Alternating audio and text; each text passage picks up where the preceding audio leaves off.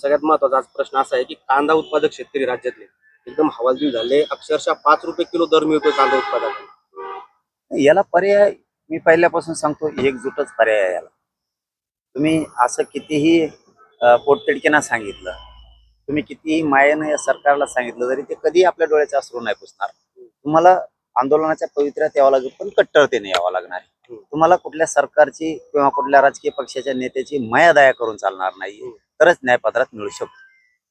आणि दुसरा प्रश्न असा आहे, अन्नाचं भारतीय विकास महामंडळ जे त्याला आता लाभार्थ्याला व्याजाचा परतावा मिळत नाही. त्यामुळे अनेक युवा उद्योजक जे मराठा समाजातले तक्रारी करतात, वाढतात तक्रारी. आपण 16 तारखेला म्हणजे आता 16 मेला आपण पुढच्या आंदोलनाच्या तारखेची घोषणा करतोय. आंतरवलीत सगळ्या पत्रकार बांधवांना बोलून पत्रकार परिषद घेऊन खूप मोठं आंदोलन या राज्यात पुन्हा आपण उभा करतोय. त्याची तारीख मी आता 16 मेला सांगणार. त्याचं कारण असंही म्हणलं जातं की अण्णासाहेब पाटील आर्थिक विकास महामंडळ जे व्यवस्थापक आहे त्यांचा आणि अध्यक्षांचा वादविवाद आहे, तोच कुठेतरी याला कारणीभूत ठरतो असं बोललं जातं. काय मला आतलं माहिती नाही, परंतु सर्वस्वी जबाबदार सरकार असतं. कोण अध्यक्ष कोण MD यापेक्षा आहे, यांना अधिकार हे सरकार देत आणि सरकारलाच कामं होऊ द्यायचे नाहीयेत. फक्त सरकारला अध्यक्ष बदनाम करायचा आहे आणि MD पण बदनाम करायचा, अशी एक एकूण भूमिका सरकारची. हे डावपेच आपण ओळखले पाहिजे.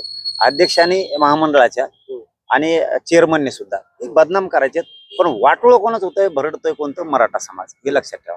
मराठ्यांचे पोरं त्यांचे सिव्हिल खराब व्हायला लागले, हे कर्जबाजारी व्हायला लागले. याला मूळ कारण सरकार आहे. म्हणून सारथीपासून तर अण्णासाहेब पाटील विकास महामंडळापर्यंत आणि तिथपासून ते हैदराबादचा JR निघालाय, ते कुणबी प्रमाणपत्र वाटप करण्यापर्यंत त्यांनी अंमलबजावणी केली, ठीक. पण कुणबी प्रमाणपत्र वाटप होत नाहीत. त्याबद्दल आता पोरं जूनमध्ये ऍडमिशन आहे पोरांचे मराठ्यांचे, मग त्यांचे कुणबी प्रमाणपत्र द्यायचे, व्हॅलिट्या द्यायच्यात, हे सरकार जाणून बुजून देत नाही. सातारा संस्थांचं गॅजेटियर का निघत नाही? केसेस मागे घेऊ म्हणले का घेतल्या जात नाहीत? बलिदान गेलेल्या कुटुंबाच्या नोकऱ्याचं काय झालं? MIDC देऊ बोलले ना तुम्ही, तो JR निघाला नाहीये, विद्युतचा JR निघाला नाही. कित्येक तरी बलिदान गेलेल्या कुटुंबाचं आणखीन त्यांना निधी पण मिळाला नाहीये. म्हणजे तुम्ही मेलेल्या बांधवांचं सुद्धा आमच्या राजकारण करायला लागलात. याला मुख्यमंत्री म्हणलं जातं का? याला मुख्यमंत्री म्हणणार का तुम्ही? म्हणूनच या सगळ्या विषयावर फायनल तुकडा एक घाव घालायचं ठरवलंय आणि या राज्यात खूप मोठं आंदोलन उभा राहणार आहे. त्याची तारीख आता आम्ही 16 मेला आंतरवलीत पत्रकार परिषद घेऊन तारीख फायनल करणार आहेत.